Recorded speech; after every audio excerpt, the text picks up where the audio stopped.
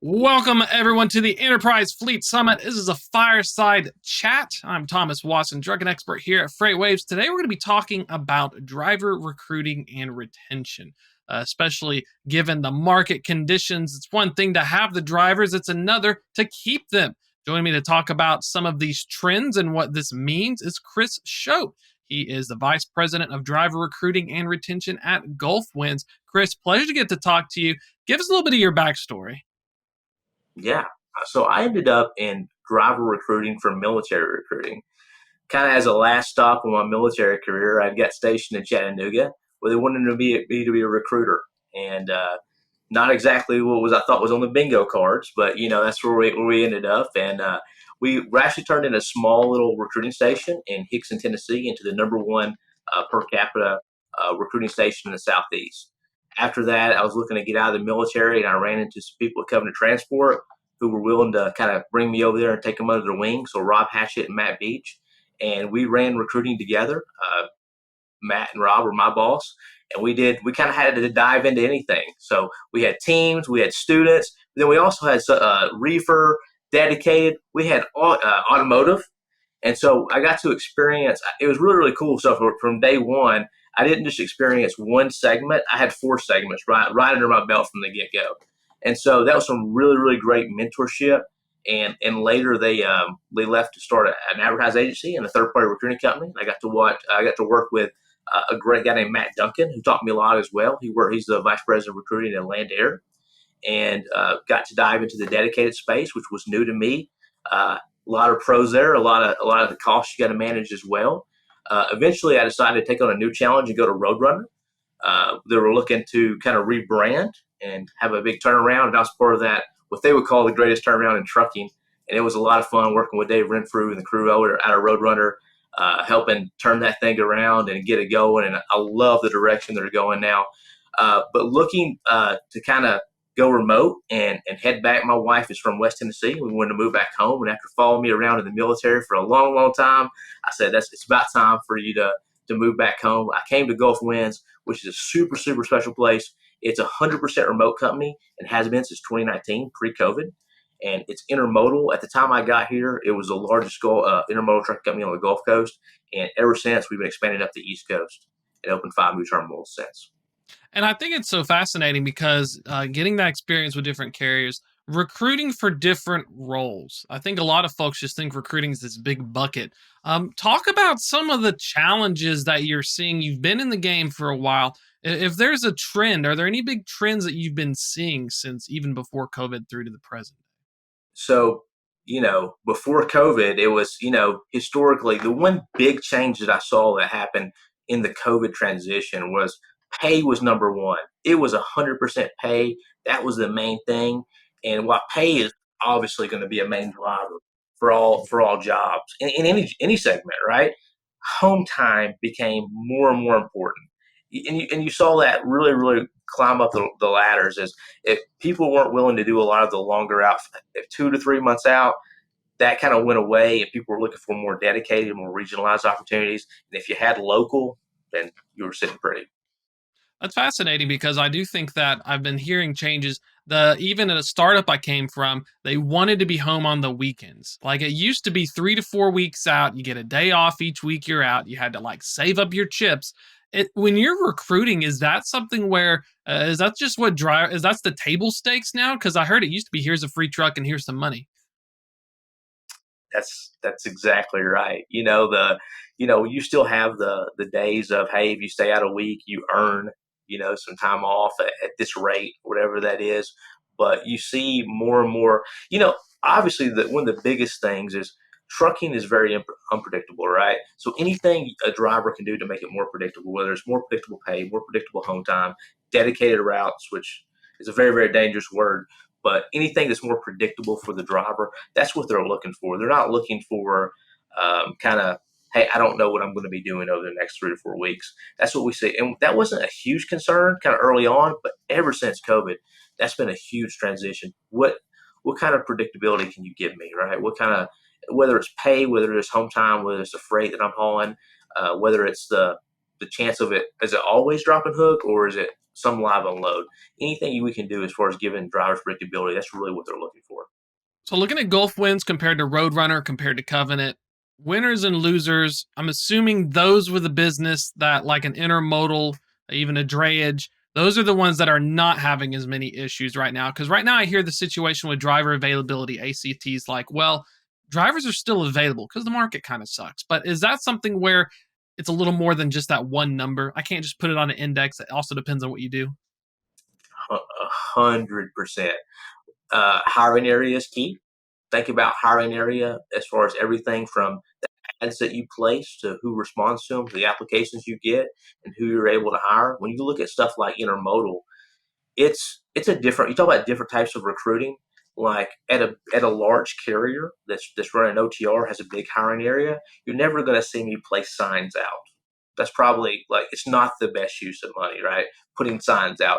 But the more you shrink the hiring area, if we're only talking 40, 50 miles of people that work the port currently, then all of a sudden it's a lot more advantageous to put signs out. And so it totally kind of changes everything you do from a recruiting standpoint, is hiring area. And I'm curious about the actual challenges of from prospects. I talked with the folks at Cents Per Mile. They have a recruiting service called Hot Seat Services. They told me that out of 1,000 potential leads, you're like lucky to get like 5 to 10, and then to pass orientation like 2 to 3. From your experience and standpoint, is that similar? Is it really just such a huge numbers game, regardless of where you're at, or is there some places easier where I can like send out 50 leads and get like 25 or something? It's generally going to never be like that. And I agree with Charles, and you know he's a friend of mine, and I really totally agree with him. The thing with the numbers game is, yes, it's a numbers game. 100% it's a numbers game, like all sales, all recruiting is. But you can also get lost in that as well, right? Like you got to plan for numbers. Like we generally plan for 50% of the people that enter our process or who we count on getting hired. That's a trend that we've seen for a long, long time. That's because trucks, we're owner operators, 100%. So that could be their trucks break down, the trucks goes in the shop, decide to move on with something else, get disqualified as well as a part of that as well. But you can kind of get lost in that, and you got to kind of plan for the numbers, but then also take every individual situation as it is, because you'll find some wins in there if you look at the individual driver's needs and find out what is actually affecting them to not come on.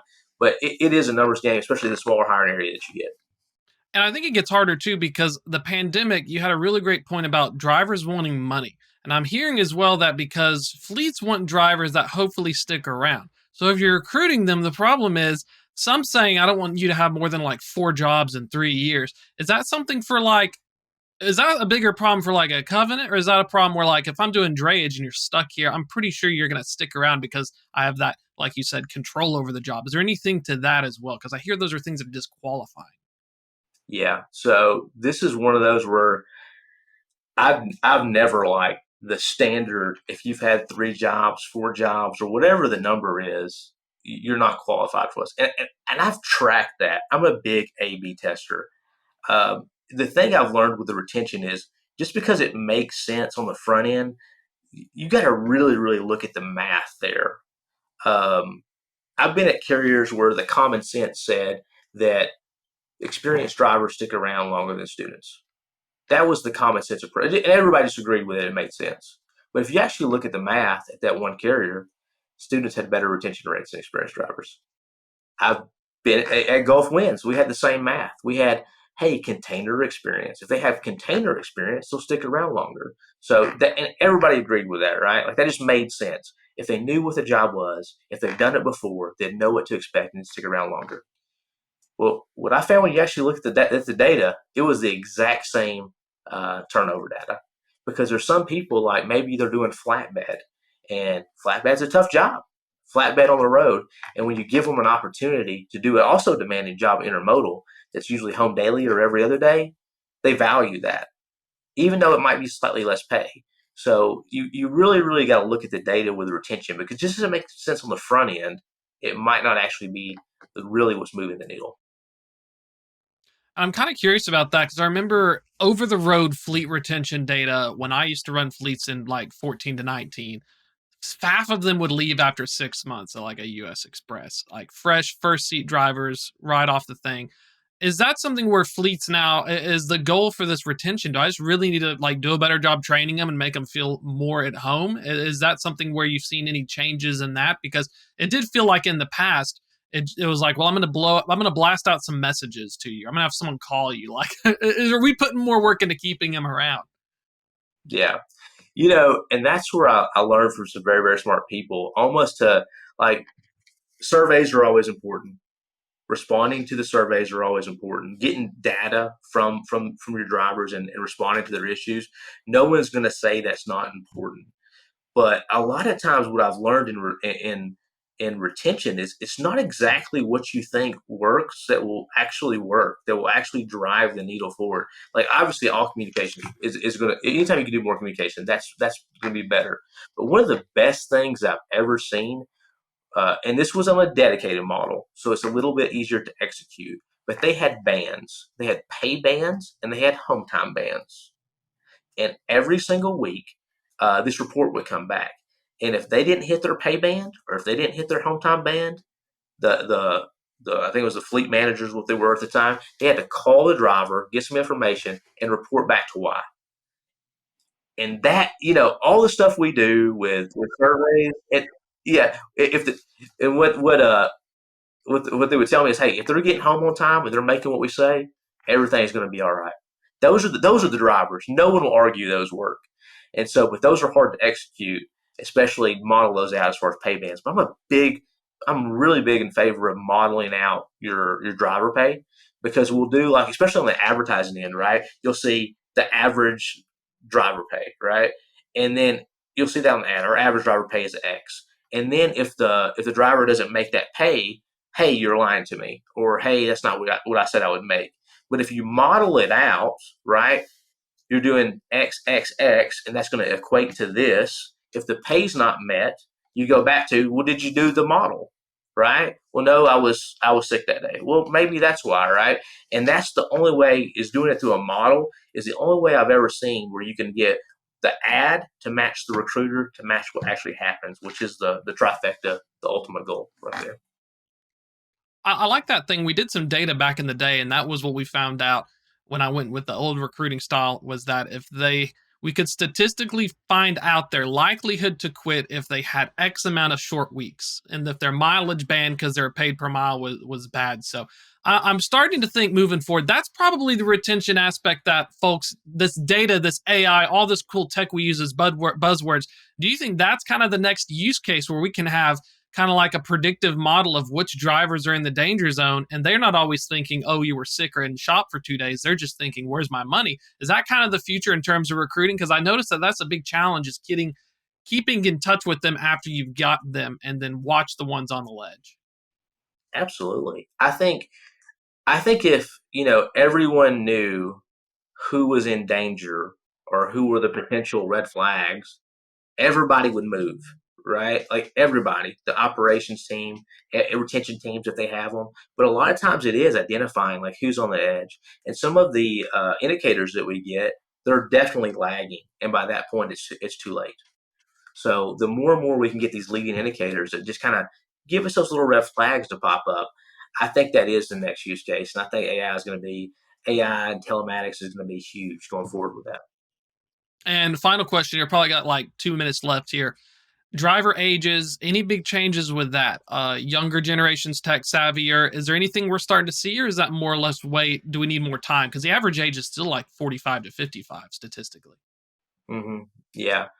Um, that is something where it's interesting that you say that because I I don't run into, and maybe it's because most of we're all owner operators at the company I'm with now, but we have a messaging based dispatch service. We have it's all tablet. We have an amazing system where they can, and there's a lot that goes. There's a lot of steps in intermodal as far as chassis. Maybe there's a maintenance report that needs to be done, or maybe there's some stuff they have to upload.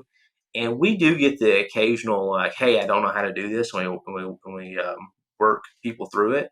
but it seems to be less and less. Like I remember when, getting people to apply through an Intelli app or a utility app or something used to be a huge thing, right? Like, I don't know how to do electronic app, or I got to go fax the application for the truck stop, and that was a huge thing. Like people will never figure that out. They'll never figure out e-logs. They'll never figure out automatic transmissions. But like I don't really run into those issues on a day-to-day basis. Like they all know how to work the system. It might take a little bit to figure out, but everything's electronic. Their settlements are electronic. All their dispatchers are electronic. All the paperwork they have to do is electronic. And we don't really run into a lot of issues on a day-to-day basis.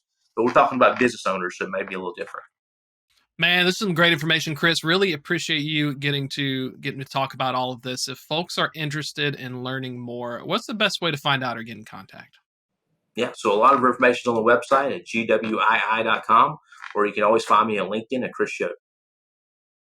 Perfect, Chris. Really appreciate your time. Great information. Looking forward to talking to you again soon. That's a wrap for this fireside chat. But don't worry, folks. Stay tuned. We have a lot more great content coming up.